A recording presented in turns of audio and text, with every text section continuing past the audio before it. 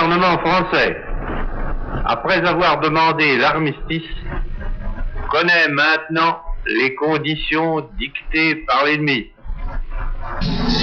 Il résulte de ces conditions que les forces françaises de terre, de mer et de l'air seraient entièrement démobilisées, que nos armes seraient livrées, que le territoire français serait totalement occupé et que le gouvernement français tomberait sous la dépendance de l'Allemagne et de l'Italie.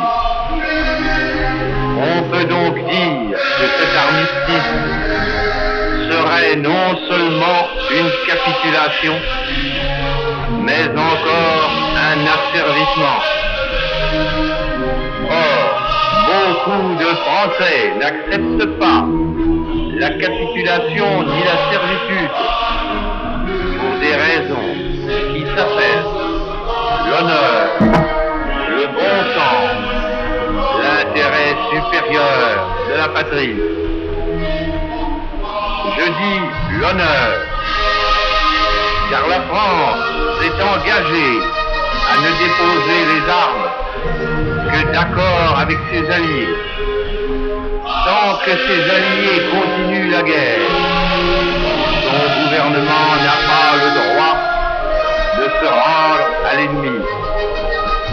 Le gouvernement polonais, le gouvernement norvégien, le gouvernement hollandais, le gouvernement belge, le gouvernement luxembourgeois, quoique chassés de leur territoire, ont compris ainsi leur devoir.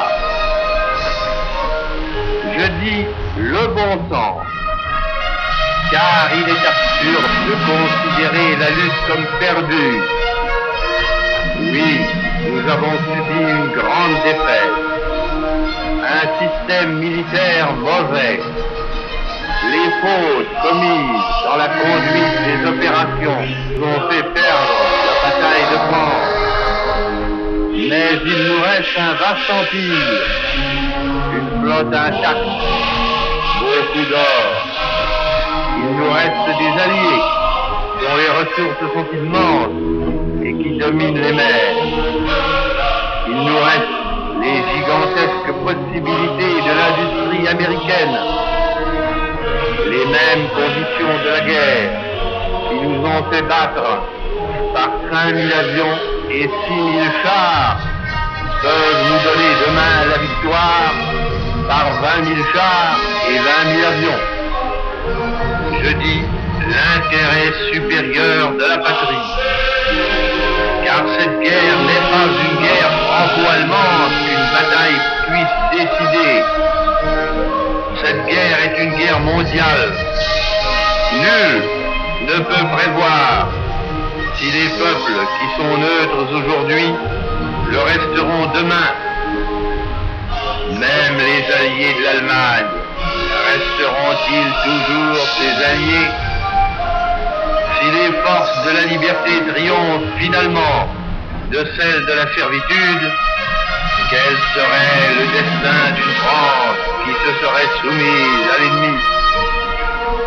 L'honneur, le bon sens, l'intérêt supérieur de la patrie commandent à tous les Français libres de continuer le combat là où ils seront et comme ils pourront.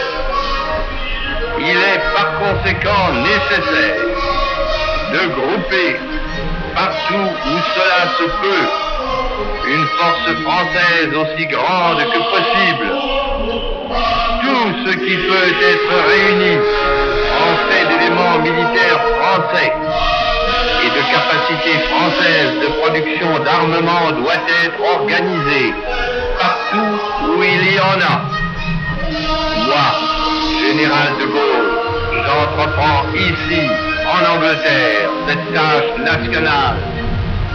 J'invite tous les militaires français des armées de terre, de mer et de l'air. J'invite les ingénieurs et les ouvriers français spécialistes de l'armement qui se trouvent en territoire britannique ou qui pourraient y parvenir à se réunir à moi. J'invite les chefs, les soldats, les marins, les aviateurs, les forces françaises de terre, de mer, de l'air, où qu'ils se trouvent actuellement, à se mettre en rapport avec moi. J'invite tous les Français qui veulent rester libres à m'écouter et à me suivre. Vive la France, libre, dans l'honneur et dans l'indépendance.